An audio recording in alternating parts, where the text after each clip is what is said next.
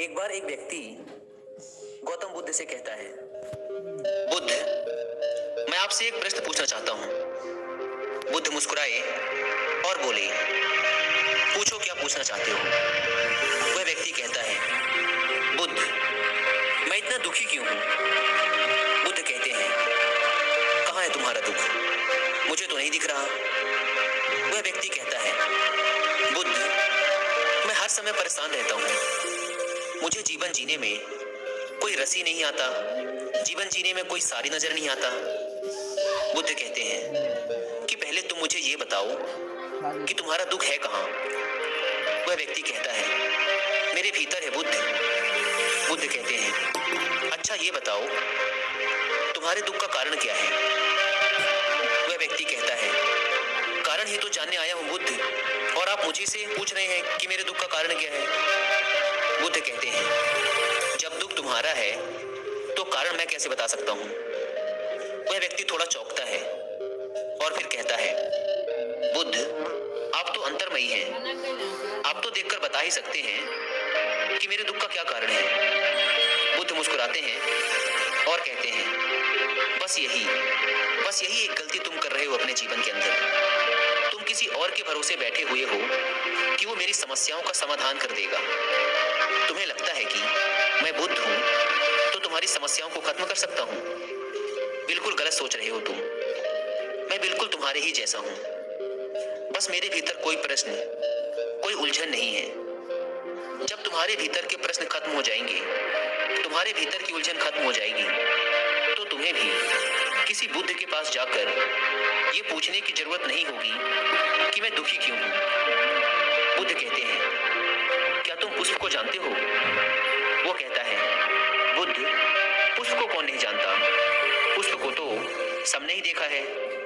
बुद्ध कहते हैं, एक पुष्प सुबह को कली होता है और दिन के मध्य में वह खिलता है और शाम होते होते मुरझा जाता है और अंततः गिरकर मिट्टी में मिल जाता है। अगर पुष्प यह सोचे कि शाम होते होते मैं मृत्यु को प्राप्त हो जाऊंगा, तो वह खिल ही ना सकेगा, अपनी सुगंध फैला ही ना सकेगा। ठीक इसी तरह अगर तुम ये सोचते हो कि जीवन में बस दुख ही दुख है और तुम हर समय बस दुख के बारे में ही सोचते हो कि दुख के अलावा कुछ है ही नहीं, तो तुम जीवन में सुख को कैसे जानोगे।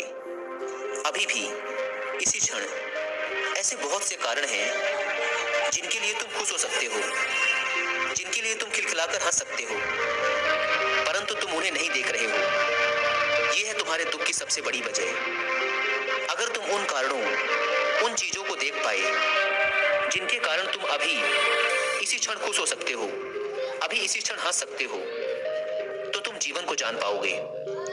अभी तुम जिस भी समस्या में हो, जितने भी दुखी हो, चाहो तो वहां से वापस आ सकते हो और चाहो तो उन दुखों में ही और गहरे जा सकते हो। यह निर्णय पूरी तरीके से तुम्हारे ही हाथों में है। कोई तुम्हारे निर्णय को तुमसे नहीं छीन सकता, कोई भी तुम्हारी सोच को नहीं बदल सकता, जब तक तुम खुद ही ना बदलना चाहो। मैं तुम्हें केवल रास्ता बता सकता हूं, उस पर चलना या ना चलना पूरी तरीके से तुम्हारे हाथों में ही है। वह व्यक्ति कुछ समय तक शांत रहकर कुछ सोचता है और फिर कहता है, परंतु बुद्ध, ये कैसे संभव है। इस समय मैं बहुत सारी समस्याओं में हूं। बुद्ध मुस्कुराते हैं और कहते हैं, यदि इसी समय तुम्हारी मृत्यु तुम्हारे सामने आ जाए, तो तुम्हें तुम्हारी कोई सी भी समस्या एक तिनके से भी छोटी लगने लगेगी, या अब वो समस्या रहेगी ही नहीं। वह व्यक्ति कहता है, बात तो एकदम सही है बुद्ध, लेकिन मैं इतनी जल्दी मरना नहीं चाहता। बुद्ध कहते हैं, यह भी एक बहुत बड़ी समस्या है कि तुम चाह के मरना चाहते हो। मृत्यु कोई ऐसी चीज नहीं है जो चाहत से आए, वो तो बस आती है, उसे तो बस स्वीकारा जा सकता है। यदि तुमने अपने अंदर यह बात उतार ली कि मृत्यु तो अटल है और जीवन में सुख और दुख तो आते जाते रहेंगे, तो तुम एक स्थिरता और शांति के साथ जीवन जी सकोगे। और अगर तुम्हारे जीवन में स्थिरता आ गई, तभी तुम जान पाओगे कि तुम्हारे दुखों का क्या निवारण है। मेरे शब्द केवल तुम्हें दिशा बता सकते हैं। यदि तुम ये सोचो कि मेरे शब्दों से ही तुम्हारे दुखों का अंत हो जाएगा, तो ऐसा नहीं हो सकता। मेरे शब्द केवल रास्ता बता सकते हैं, उस पर चलना तुम्हारा काम है।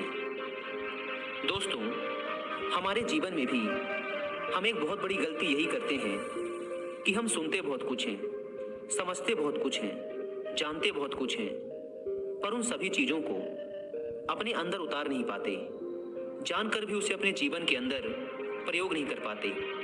यदि हम सच में अपने जीवन को बदलना चाहते हैं, तो हमें अभी इसी क्षण में सुख को देखना होगा, अच्छाई को देखना होगा जो हमारे जीवन में है, हमारे आसपास है।